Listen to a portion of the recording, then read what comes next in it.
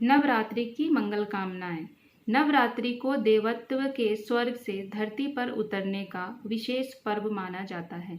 प्रातः काल और सायंकाल की तरह इन दिनों की भी विशेष परिस्थितियां होती हैं। उनमें सूक्ष्म जगत के दिव्य प्रवाह उभरते और मानवीय चेतना को प्रभावित करते हैं। न केवल प्रभावित करने वाली वरन अनुमूलन उत्पन्न करने वाली परिस्थितियां भी अनायास ही बनती हैं। इसे समय की विशेषता कह सकते हैं। नवरात्रियों में कुछ ऐसा वातावरण रहता है जिसमें आत्मिक प्रगति के लिए प्रेरणा और अनुकूलता की सहज शुभेच्छा बनते देखी जाती है। ऐसे ही अनेक तथ्यों को ध्यान में रखते हुए तत्वदर्शी ऋषियों मनीषियों ने नवरात्रि में साधना का अधिक महात्म्य बताया है। इस बात पर जोर दिया है कि अन्य अवसरों पर न बन पड़े सही, पर नवरात्रि में आध्यात्मिक तप साधना का सुयोग बिठाने का प्रयत्न तो करना ही चाहिए। तंत्र विज्ञान के अधिकांश कर्म इन्हीं दिनों में संपन्न होते हैं। नैष्ठिक साधकों के लिए अश्विन और चैत्र की नवरात्रियों में अनुष्ठान साधना एक अत्यावश्यक पुण्य परंपरा के रूप में सदा सर्वदा से अपनाई जाती रही है।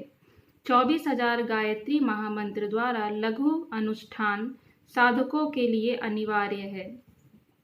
जो साधारणतया दैनिक उपासना के अभ्यस्त नहीं हैं और यदा कदा ही कभी कुछ पूजा पाठ करते हैं, ऐसे लोगों पर भी जोर दिया जाता है कि वे कम से कम उन दिनों तो कुछ नियम निभाएं और निश्चित साधना की बात सोचें। इन अभ्यासों के लिए भी कई प्रकार की सरल साधनाओं की विशेष व्यवस्था की जाती है ताकि उन्हें बोझ लगने और मन उचटने की कठिनाई का सामना न करना पड़े। मंत्र लेखन, गायत्री चालीसा पाठ, पंचाक्षरी जप आदि की सरल व्यवस्थाएं उसी आधार पर बनी हैं और 24,000 वाली संख्या को घटाकर 10,000 तक हल्का किया जा सकता है। 9 दिन में 10,000 जप करने का तात्पर्य मात्र हर रोज 1 घंटा समय लगाना भर होता है। यह किसी के लिए भी भारी नहीं पड़ना चाहिए। मंत्र लेखन हर रोज 112 करने में 9 दिन में 1,000 लिख जाते हैं।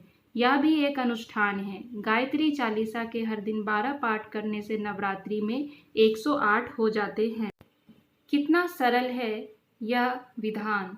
यह तो हर कोई भी कर सकता है। आप इसे जरूर अपनाएं। इसके अलावा ओम भूर्भुवः स्वः यह पंचाक्षरी गायत्री है। इतना तो अशिक्षित एवं बालक भी याद कर सकते हैं और सुविधा अनुसार संख्या निर्धारित करके उसकी पूर्ति करते रह सकते हैं। प्रमुख तथ्य नियमितता है, न्यूनाधिकता नहीं। नियमित साधना को अनुष्ठान कहते हैं। उसके साथ तपश्चर्याओं का अनुशासन जुड़ जाने से उसकी संज्ञा पुरस्चरण की हो जाती है। इतना सरल विधि भी अगर हम नहीं कर सकते तो फिर क्या कर सकते हैं, जरा सोचिए। अधिक जानकारी के लिए कृपया नीचे दिए गए बुक का आलेख व अवलोकन अवश्य करें। नवरात्रि पर्व और गायत्री की विशेष तप साधना बुक है। गायत्री परिवार की। यह आपको किसी भी गायत्री स्थल से मिल